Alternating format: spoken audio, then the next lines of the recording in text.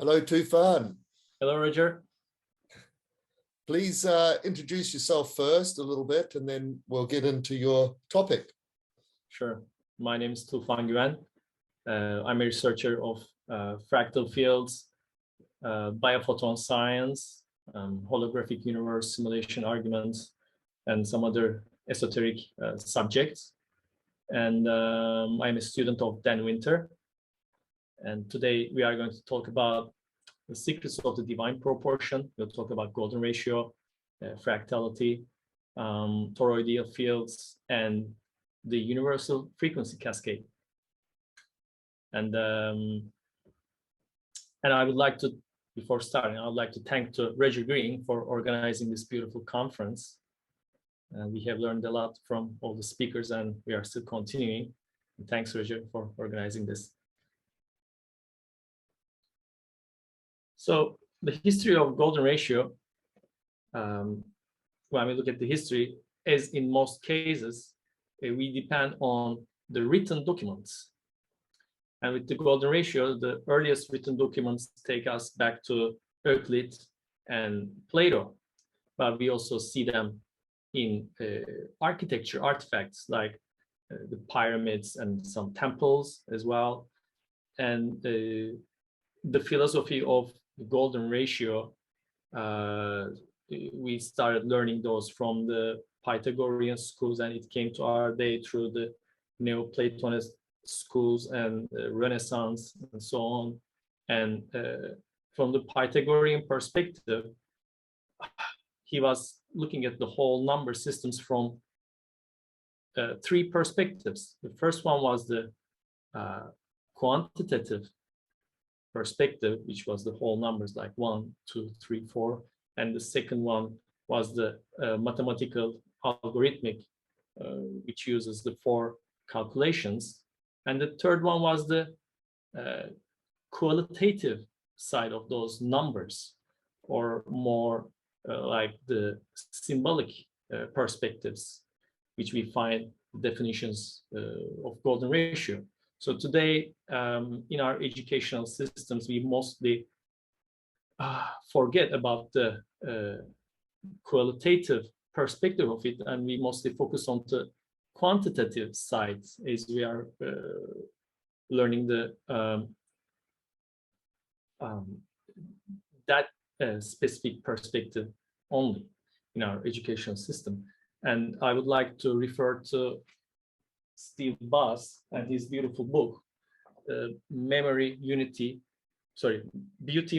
and Unity, where he delves into the philosophical history of those sacred ratios. And it's a great book that I would recommend everyone. When we look at the brief history of golden ratio, so we know that the Egyptians have used the golden ratio in the design of the great pyramids. And Sumerians have used the golden ratio in some of their tablets. We'll talk about that, especially in the tablet of Shamash. We see those. Not only the ratios, but also they fit to the universal frequency cascade. And Greeks have used the golden ratio in the design of temples, Parthenon being the most famous one. And Plato, in his views on natural science and cosmology presented in his Timaeus, he considered the golden section to be the most binding of all mathematical relationships and key to the physics of the cosmos. That's an important statement here. And then Euclid in Elements referred to dividing a line at the 0.618 point as dividing a line in the extreme and mean ratio. So this gave rise to the use of the term mean in the golden mean. And he also linked it to the construction of a pentagram.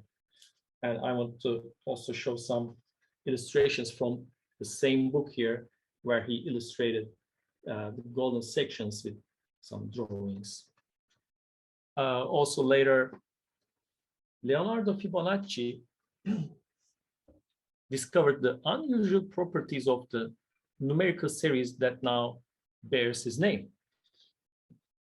And then later, Leonardo da Vinci, provided illustrations using the golden mean extensively for a dissertation published by Luca Pacioli in 1509 entitled The Divine Proportion.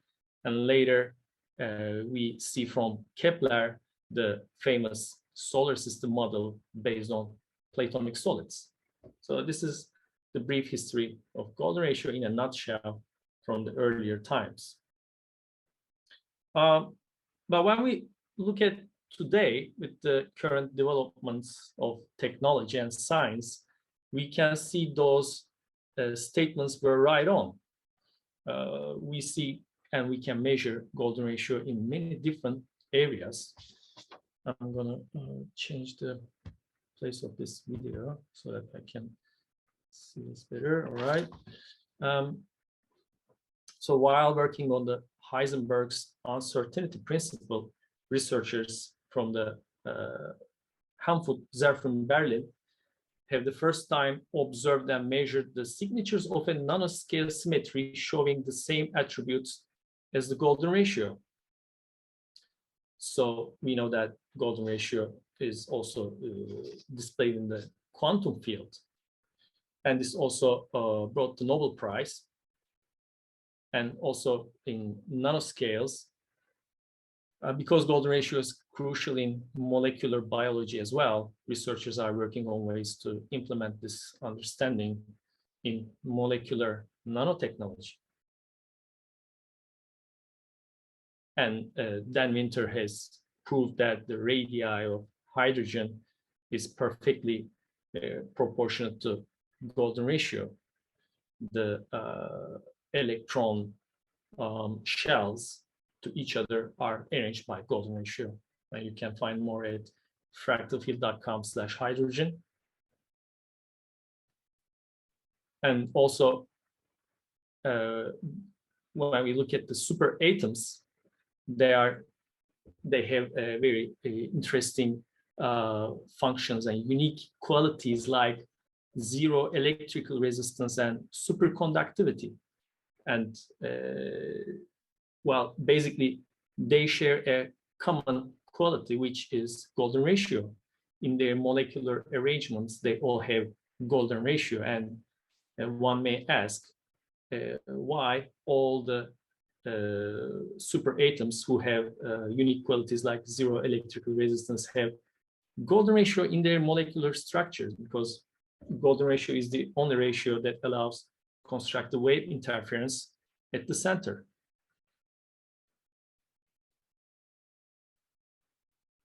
And charge distribution efficiency is something that nature uses to optimize its charge distribution through a specific method, which we call a Fibonacci sequence. So pine cone is a symbolic representation of that. And we see that pine cone has two systems of spirals. One is 13 spirals to one direction, and the other is 8 spirals to the other directions, which are in line with the Fibonacci sequence numbers. And we know that the Fibonacci sequence, when we take the sequence and divide the numbers to each other, we see that the result perfects itself towards golden ratio. Also, golden ratio in the universe, dodecahedral space topology as an explanation for weak wide angle temperature correlations in the cosmic microwave background. So what they did was to map the microwave background, and they applied different geometries to the background, and they noticed that only the dodecahedron geometry fit perfectly to the microwave background, meaning the universe shape is a dodecahedron, as also published in the Nature magazine. And also we see golden ratio in quasicrystals. So the discovery of the first quasicrystal brought the Nobel Prize in 2011. And picture on the top right is the potential energy surface for silver depositing on aluminum, palladium, and manganese, a quasicrystal surface. We see the pentagonal shapes, which a perfect golden ratio. So We see the golden ratio in many different systems and different areas. It's like the next Nobel Prize goes to the person who doesn't find golden ratio in a self-organizing system. And this is the famous Stradivarius phi chambers. And a Stradivarius is one of the violins or other string instruments built by the Italian Antonio Stradivari during the 17th and 18th centuries. And you can see an example of the violin on the left-hand side, that you see the golden ratio proportions on the violin. So these ratios were specifically used to optimize the sound experience and the acoustics. And Stradivarius was well known for using golden sections in the design of his violins. And those phi chambers is the age-old practice of creating resonant chambers that suppress the formation of unwanted standing waves and reflection. And we know the standing waves from cymatics that when you apply specific frequencies or tones on a flat surface, you will see the formation of specific geometries because of the standing waves. So the best rectangular concert halls use golden ratio proportions in their dimensions.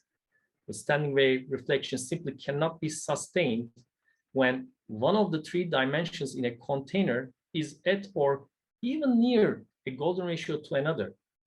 So today, the cutting edge hi-fi companies, they create speakers based on golden ratio or concert halls based on golden ratio.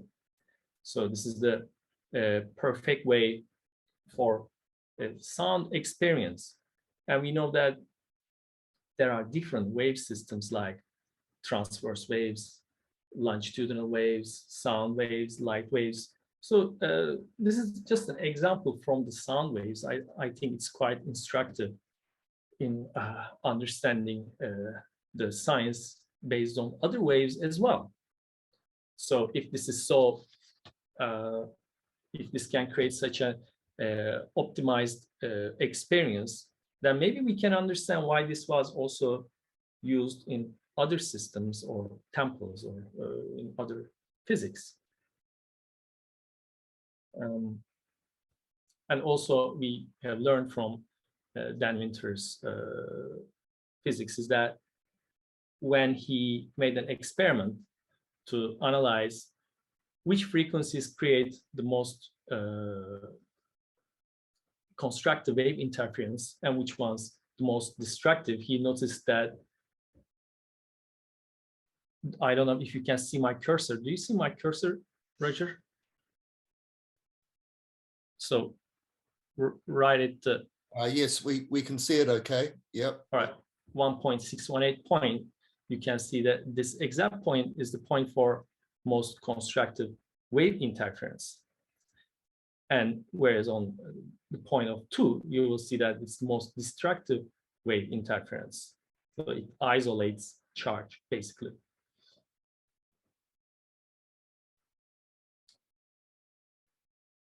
So, Roger, I'm going to zoom out because I cannot see the headlines of the slides of my presentation. Oops.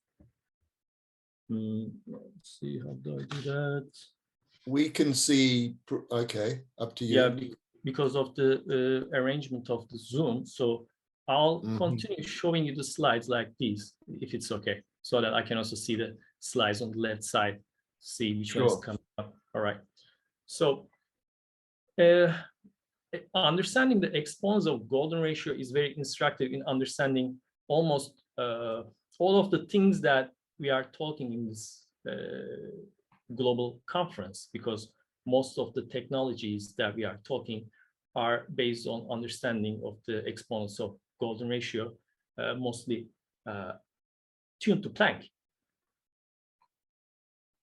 So the containment of both the arithmetic progression and the geometric progression makes golden ratio unique among the universe of mathematics, because golden ratio is the only ratio which allows both arithmetic and geometric progression, thus allowing itself to become constructive wave interference.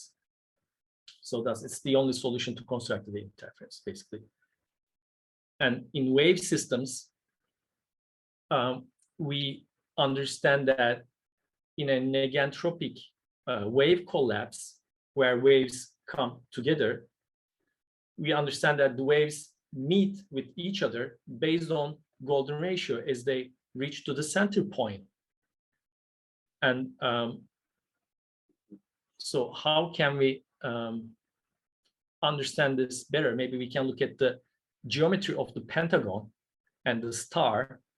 Now, star and the pentagon has this perfect golden ratio relationship in its dimensions. And so this is the geometry of constructive wave interference. So as we said, phi is the only ratio which allows wavelengths to both add and multiply constructively. If we continue to draw the star pattern inside the inner pentagon, so we will continue to have constructive wave interference golden ratio going down at the center to this implosive field. So this is the map to create a bioactive field, basically. And in this slide, this is the physics of waves in sacred geometry. The first geometry is the famous phase conjugation geometry from Dan Winter. And the second one on the left is perfect compression creates perfect charge distribution. As we said, when the waves connect constructively, they allow perfect charge distribution. And the third one is the Dan Winter's famous graphic from the Holy Grail of fusion implosion gravity making. And you can notice the two golden ratio spirals coming together. Actually, they are in the opposing sides. When looking at from this axis, you will see them making a heart shape, a fractal heart. So golden ratio is also found in biology, in our DNA extensively. So the fourth geometry is the DNA with displaying the golden ratio dimensions on it. And then on the fifth one, the perfect embedding of harmonics in DNA. Basically, it shows the frequency map of the DNA while braiding itself. So it first braids to a thin thread, and then a thin rope, and then it braids to a fat rope, and then a fatter one. So each braid adds an additional frequency. And we say the number of harmonics in your DNA fractal antenna ascend by golden ratio when the spin density braid implosion enables that compression to be implosive, negentropic, and centripetal. This is from Dan Winter. So basically, when we are in a blissful state, through meditation or some other practice, we hypothesize that our DNA starts braiding in the golden ratio discipline. And the sixth geometry is the cross section of the DNA, and the seventh one is the ratchet-hedron dodecahedron model of ratcheted dodecahedron model of DNA helix.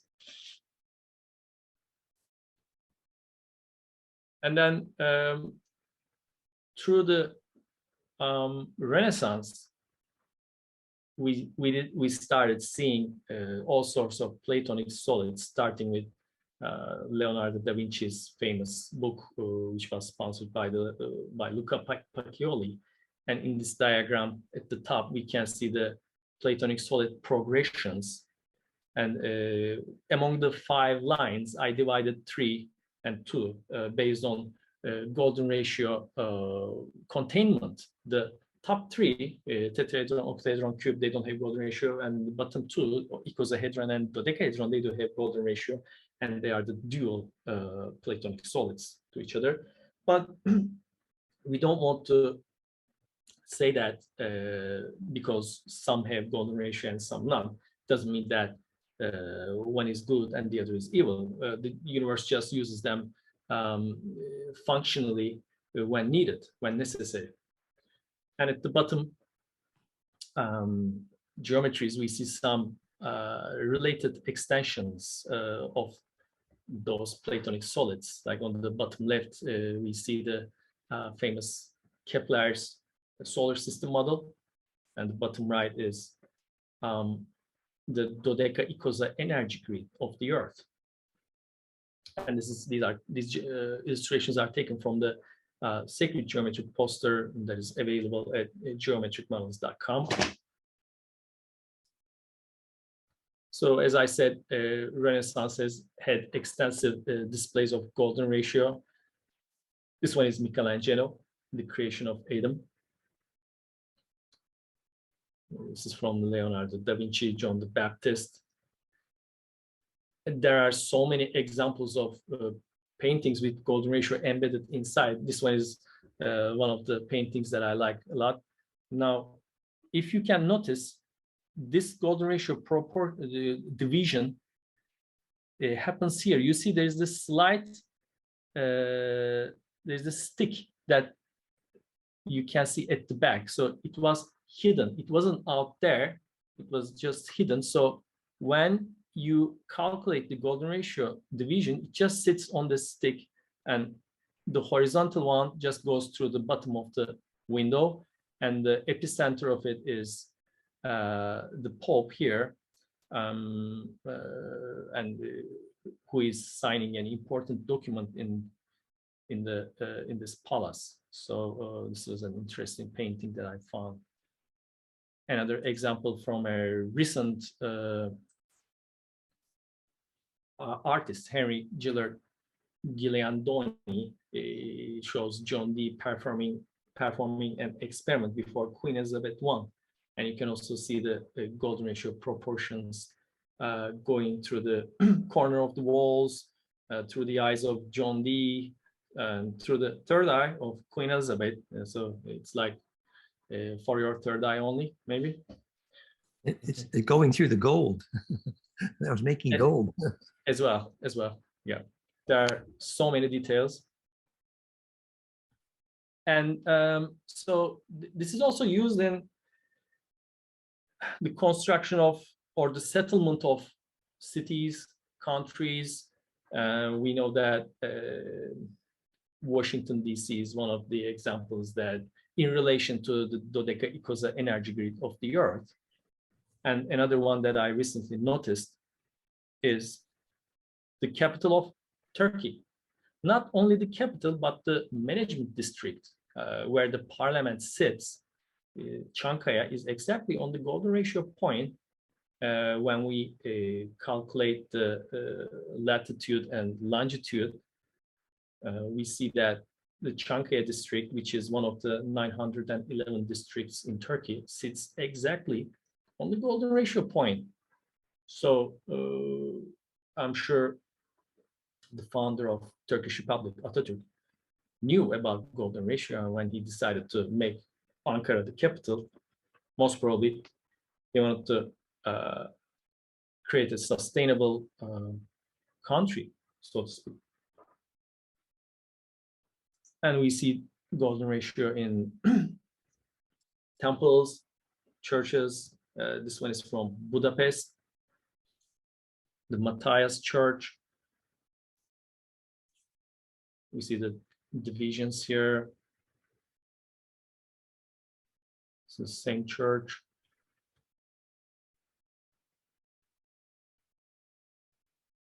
So almost all of the churches that I have seen, like when they have a model sitting outside, I always take out my ruler and start measuring the proportions. In almost all of them, I can say that I find a perfect golden ratio divisions among the columns to in relationship to each other. And you can see the scaling here. This is another one from Poland, Krakow. This is the Saint Peter and Paul Church.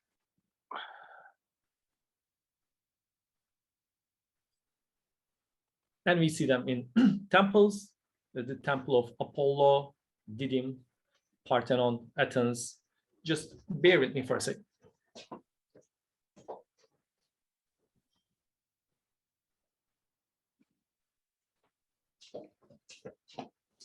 So the interesting thing about the temple of Didim, the temple of Apollo, and Parthenon is that they share a very interesting quality.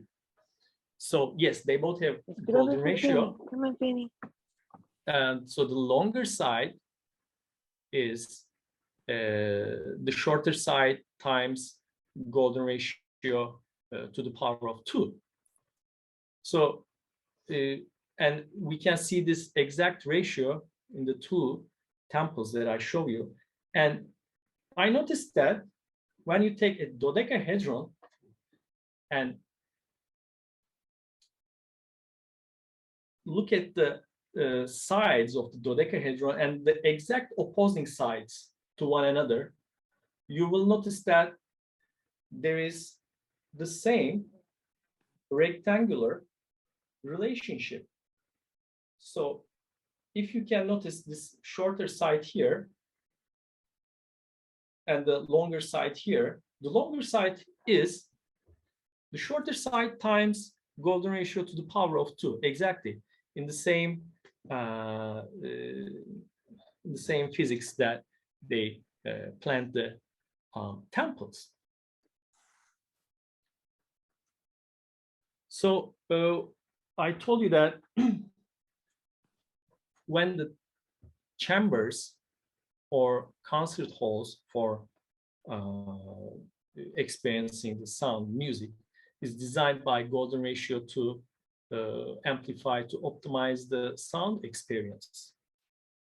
And in the same way, I believe such ratios were used in temple design to amplify the intention that was put in there. And so they could be working on many different things. Maybe they were working on energies, they were doing rituals, they were doing different things, but whatever they were doing, they wanted to amplify the work being done there. So I think that was why such ratios were used there. And I don't want to narrow it down to golden ratio only. There are many different dynamics and factors of building a temple. You know, there's the selection of the land, the electromagnetic field, mapping of the earth, the selection of the materials, the geometry, and there are so many things. But because our subject is golden ratio, I'm going through the golden ratio. And the Stonehenge, they have recently noticed in an article that it was also used to optimize the sound waves. I realized that the headline stayed Turkish here. Sorry about that. So it says Stonehenge and sound waves optimization. And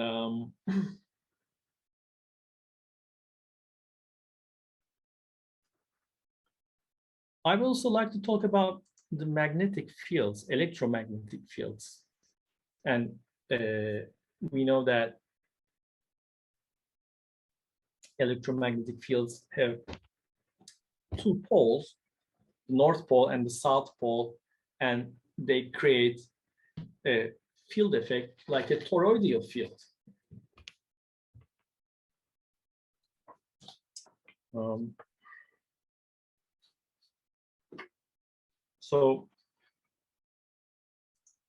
And in this field, we notice two opposing forces. One is the centrifugal force, and one is the centripetal force. So it's like when you throw a stone to a containment of water, a pool, you will notice that the waves tend to expand or explode. And when we look at a whirlpool, we notice that the waves tend to collect at the center, an implosive field. So this is centrifugal versus centripetal forces. And it's the same principles with a toroidal field. You will notice that in one side of the toroidal field, you will see a centrifugal part, and on the other side, you will see a centripetal force. So the centrifugal part will be the yin part, and this is biomagnetic north attracted to south pole, and the other side is vice versa. And imagining or visualizing a vortex field, a whirlpool, is very instructive in understanding a specific function of the toroidal field. And we know that we know from the physics that the wormholes have the similar qualities, that they were actually taking energy from one dimension to another one. So they were the transduction of energy points. And this brings us to the form of catenoid. So the catenoid is the negative surface that we see on the torus field. So especially the inner side, which is the negative surface, is composed of the catenoid. And in physics, catenoid was used to describe the function of transduction in wormholes for energy, higher dimensional to influx into our 4D space and time with its unique topology, basically.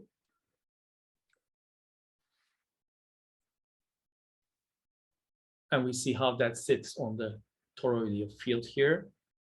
So there are two curvatures on a toroidal field, a negative curvature and the positive curvature. So the catenoid is the negative curvature.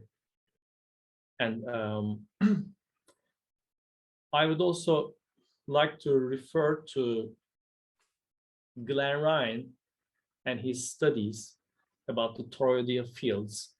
And Glenn Ryan, in his article called Biological Effects of Quantum Fields and Their Role in the Natural Healing Process, explains the toroidal fields in relation to biofields, free energy devices, and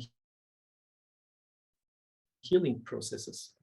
And Glenn proposes that a biofield is composed of at least 3 layers, as we can see in the picture here, comprising force fields, potential fields, and quantum fields embedded within one another like a twister. So his model further proposes that healing information originates from a higher dimensional source and is transformed into biologically usable electromagnetic energy as it propagates through the layers of the biofield.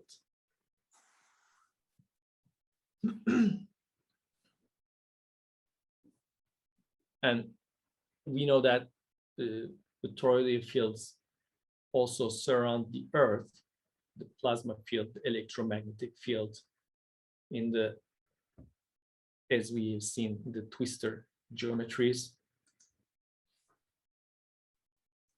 And we also learned from a recent article, a scientific article, that our consciousness is directly linked with the electromagnetic field of the Earth. So evidence of magnetoreception in humans suggests subconscious ability to respond to Earth's magnetic field.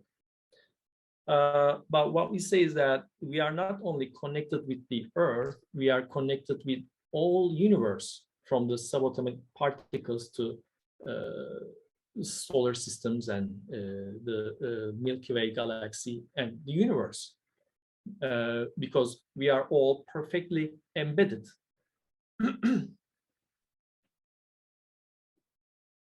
And another interesting notice is that when we look at the map of the local void inside the Milky Way around the solar system, we see a space here. So the solar system sits at the center, and this is the local void inside the Milky Way. And if you can put a toroidal field, you will notice that it will sit quite nicely inside, and giving us a clue that a clue of perfect embedding between each other. So the universe, solar system, smaller scales, Earth, human consciousness.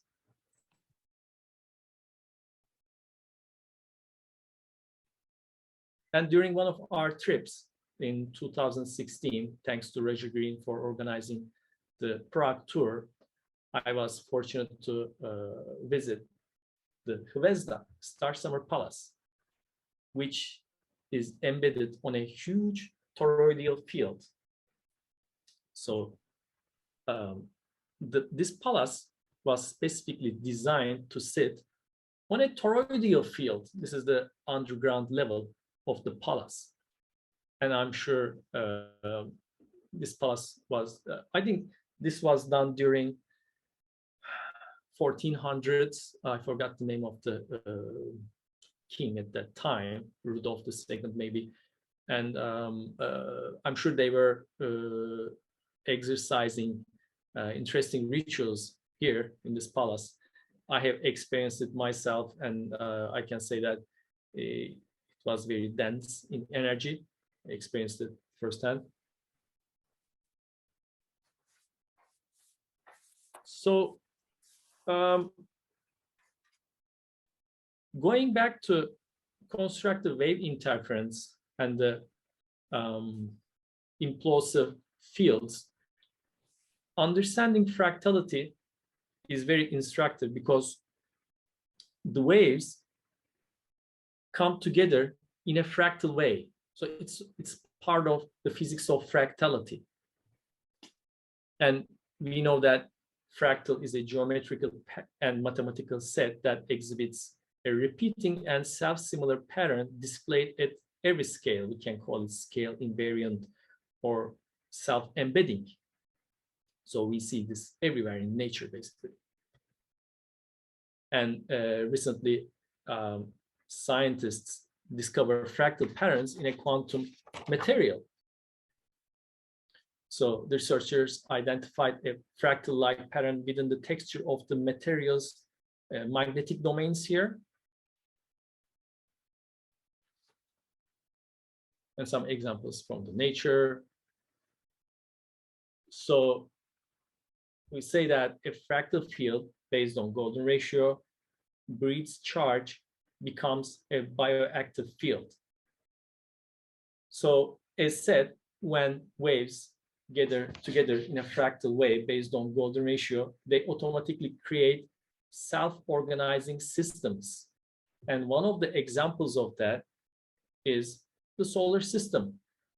We see that the orbits of planets in relationship to each other are exactly arranged or set by golden ratio through the Fibonacci numbers. As you can see the calculations, it's available at spirasolaris.ca.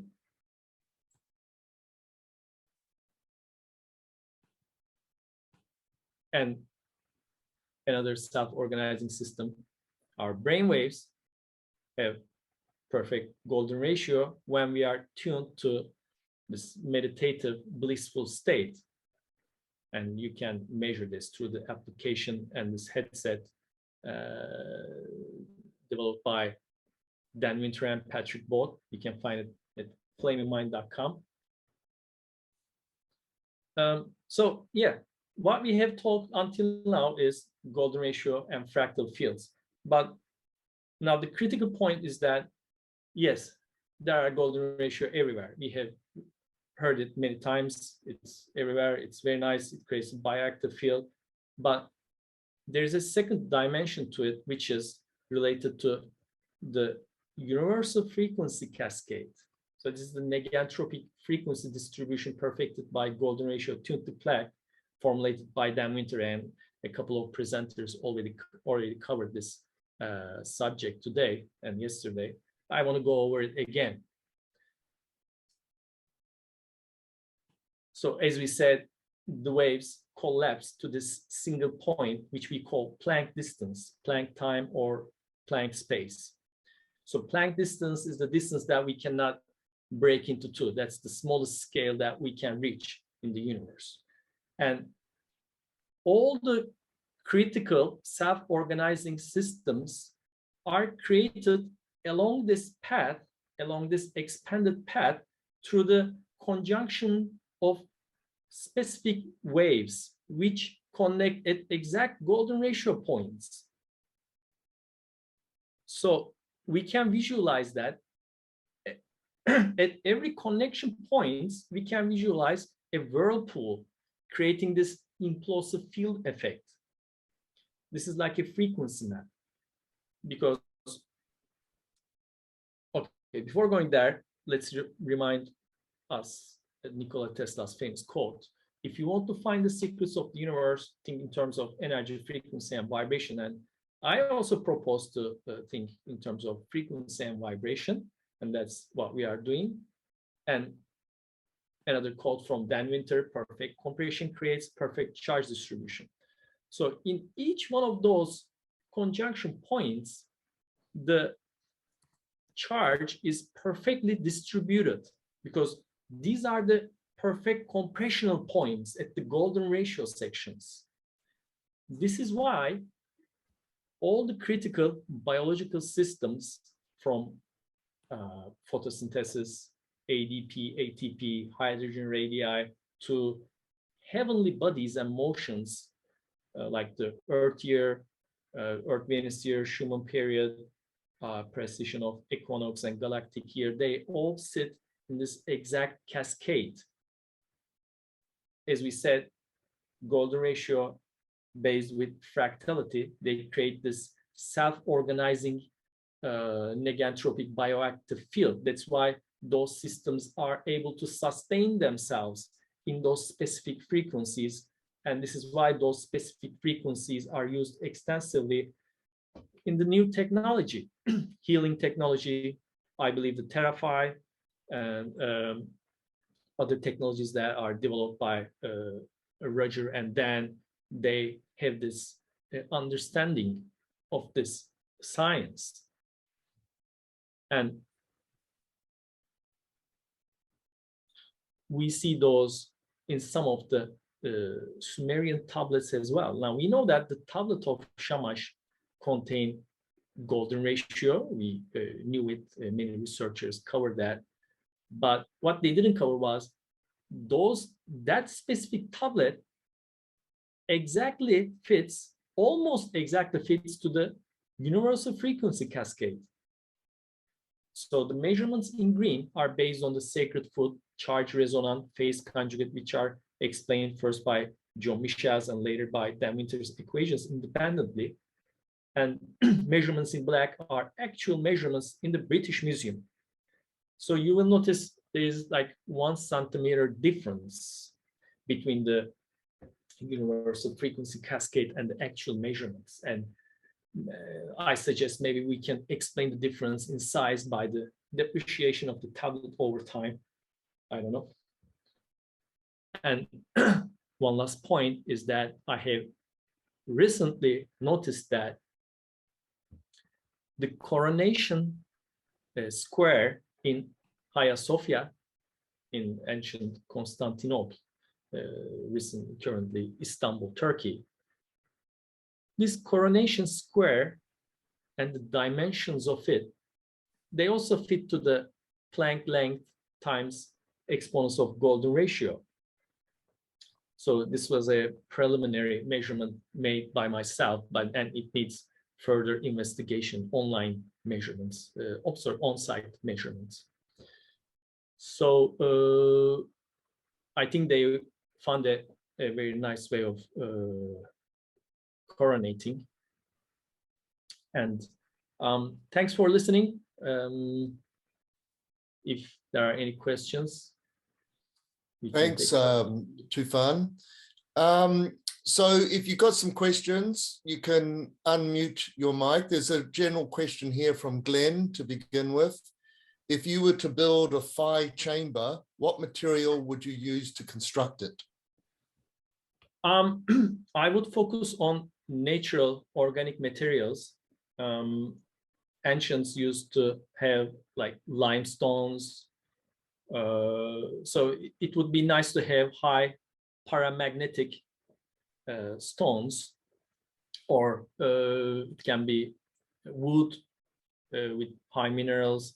So basically anything organic, I would suggest, and stay away from aluminum, steel, metals.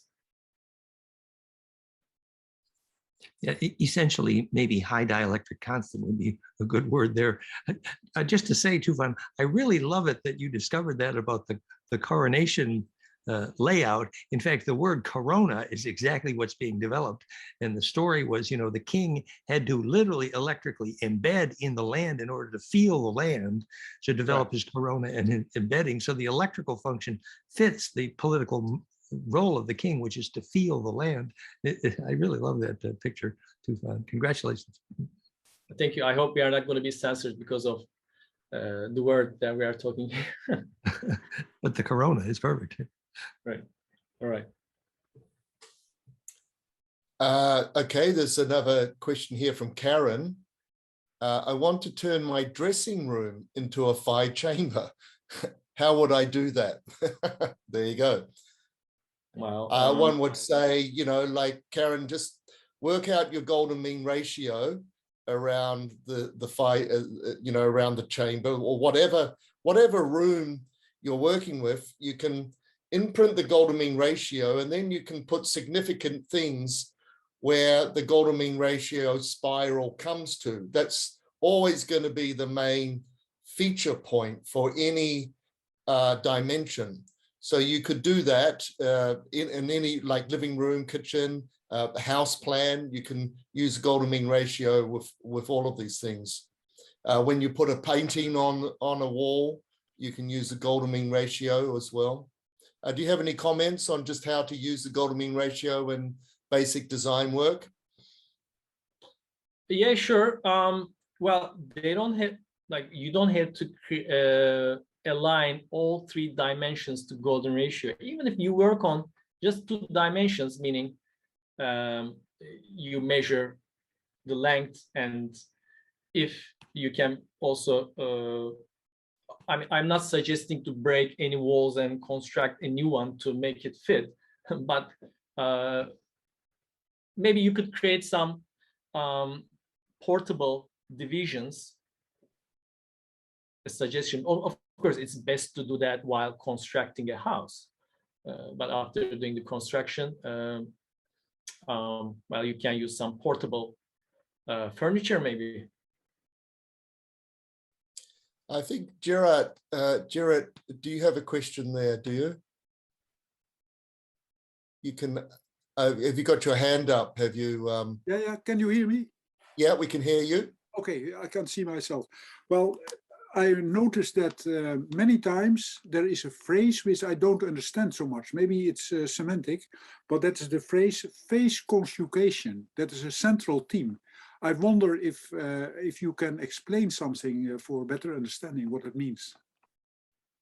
Maybe I could just suggest briefly that when recursive adding and multiplying of waves, the wave lengths and the wave velocities are adding and multiplying.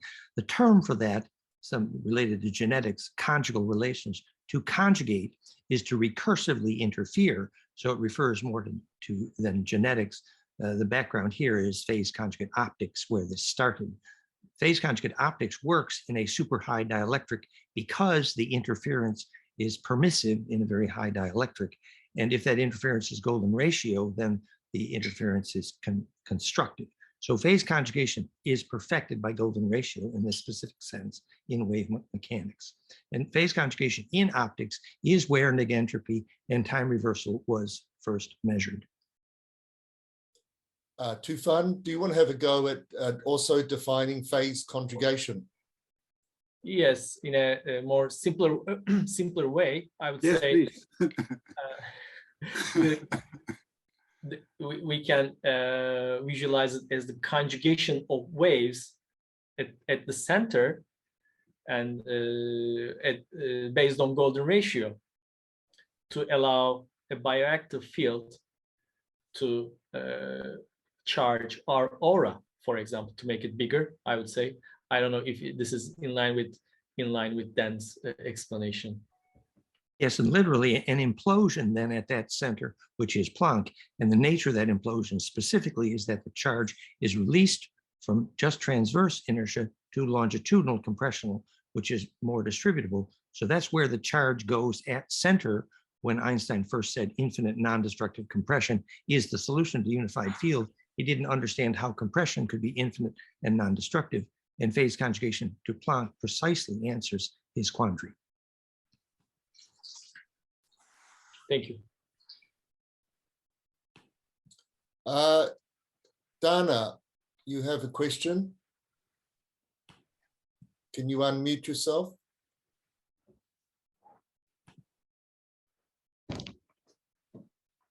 There you go. Dana, you have a question? Oh, I'm sorry. I didn't mean to raise my hand. I'm just listening intently. Thank you. That's okay. Yeah. Okay, we've got 1 or 2 minutes left. Any more questions? I just wanted to comment also about Tufan's work with geometric models.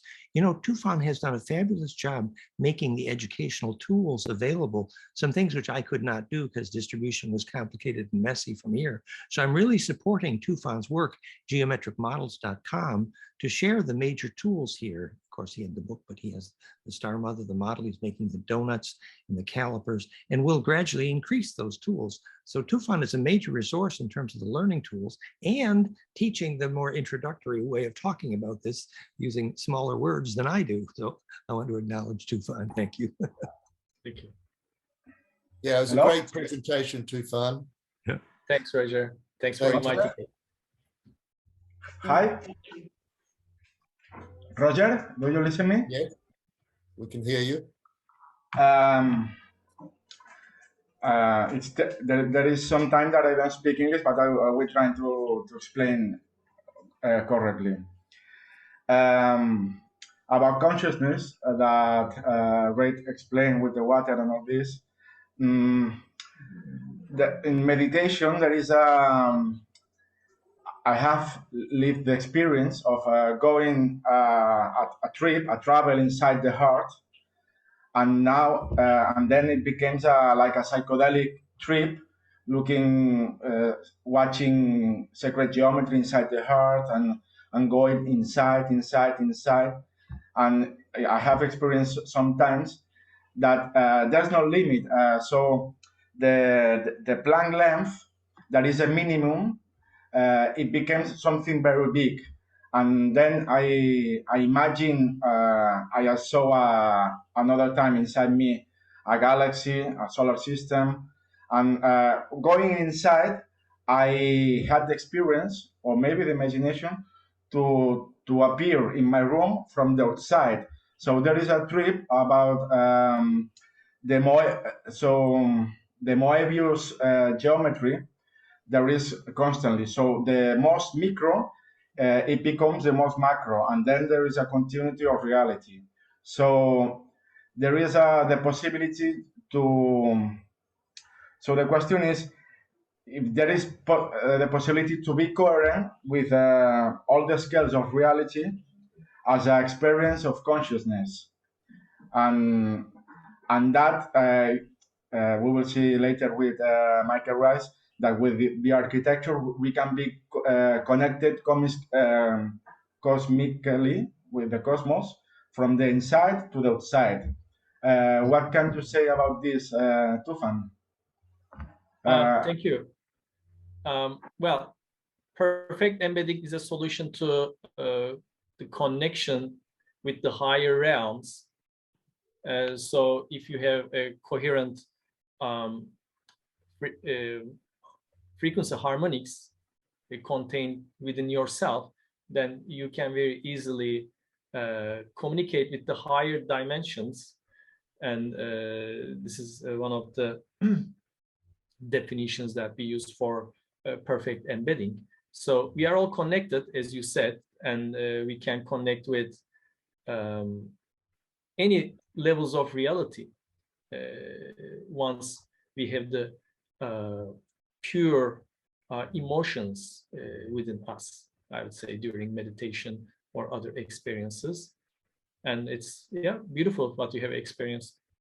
If I may, I also thought it was beautiful the way he said that Planck became very large, because it's specifically what we're saying is Planck is the threshold where the compression becomes into the longitudinal array, which is literally a window.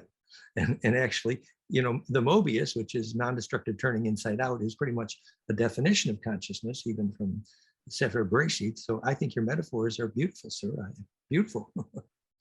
So I would like to add that that concept that it is said with the Birkeland currents, that where the parameter of time, it doesn't exist. The consciousness can travel instantaneously in every place of the universe with a determined state of consciousness, of course, you know. So yes, it's a window. It's a window.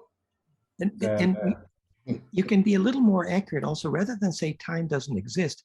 If you know that time is only a name for spin rate, the place of perfect embedding means all spins can converge. So saying all time is present is a way of talking about the fact that all spins have converged. And you're right, that is a perfect unpacking that resulted from perfect packing. Another just point I would make here is that after we observed that Therify.net replicably triggers lucid dreaming, and which is kind of what you're describing. And what we're doing is completing a compression into a longitudinal distribution, the longitudinal squirt gun, as it were. And so that these metaphors fit together, both in the psychological and the physics sense. And the fact that you're coherent enough to describe it, I think, is admirable. Well, thank you, Tufan.